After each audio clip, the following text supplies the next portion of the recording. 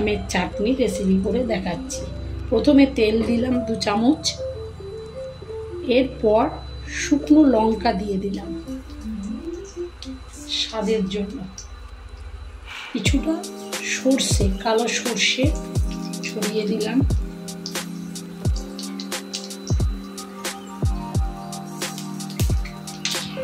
একটু নেড়ে চেড়ে লঙ্কার সর্ষেটা যখন একটুখানি ভাজা ভাজা হয়ে যাবে তখন এইভাবে আমের টুকরোগুলো কেটে নেওয়ার পর একটু তেলের মধ্যে ভেজে নেব।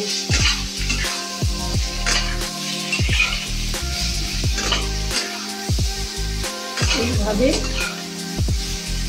5-10 মিনিট নাড়াচাড়া করতে হবে তেলের মধ্যে। এইভাবে কিছুক্ষণ আমগুলো তেলের মধ্যে নাড়াচাড়া করে ভাজতে হবে। এইভাবে পরিমাণ মতো নুন দিয়ে দিতে হবে। নুন, আম যদি টক থাকে নুনের পরিমাণটা একটু বেশি দিতে হবে, তাহলে আমের টকটা অ্যাডজাস্ট হয়ে যায়। অল্প একটুখানি হলুদ দেবে, সামান্য।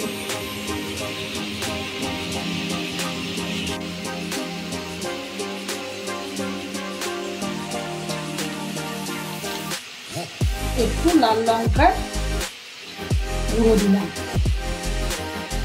এরপর এটাকে একটু নাড়াচাড়া করে নিতে হবে।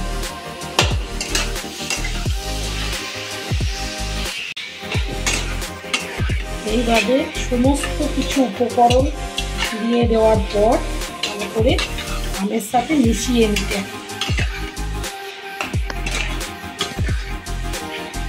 মধ্যে কিছু কাজু মিক্সড করলাম,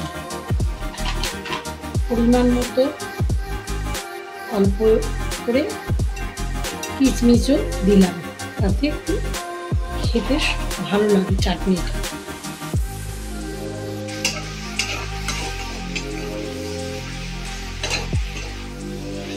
এইভাবে কিছুক্ষণ নাড়াচাড়া করার পর পরিমাণ মতো জল দিয়ে দেব।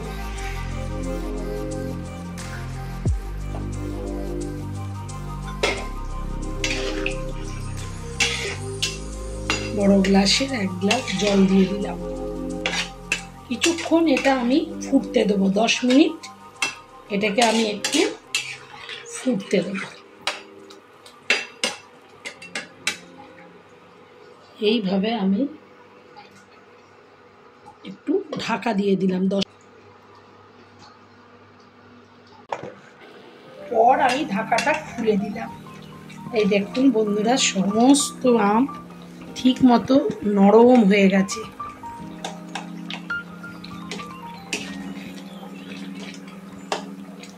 একটু আমগুলো আলতোভাবে একটু খুন্তি করে মেরে দিতে হবে।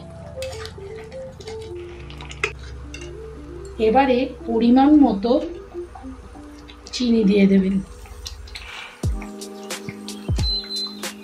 পরিমাণ মতো 1 বাটি আমি চিনি মিক্সড করে দিলাম। এরপর কিছুক্ষণ নাড়াচাড়া করে চিনিটাকে ভালো করে মিশিয়ে দিতে হবে।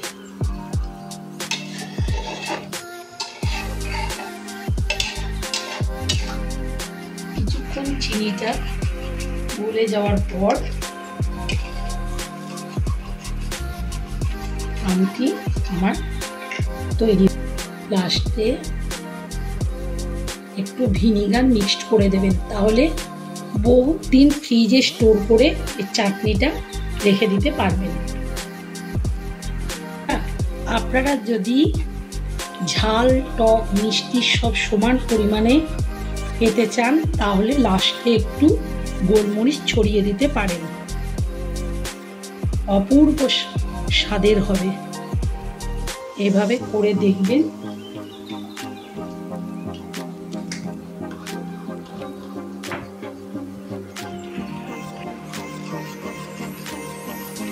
আমটি আমার তৈরি হয়ে গেল। এইভাবে রেসিপিটি তৈরি করে দেখবেন বাড়িতে, ভীষণ সুন্দর খেতে লাগবে।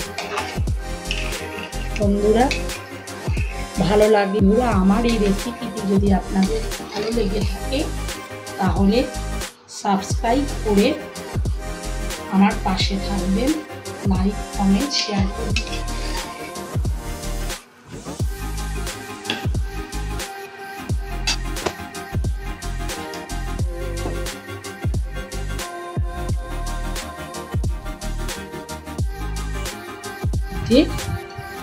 রেখে অনেক দিন পর্যন্ত স্টোর করে রাখতে পারবেন।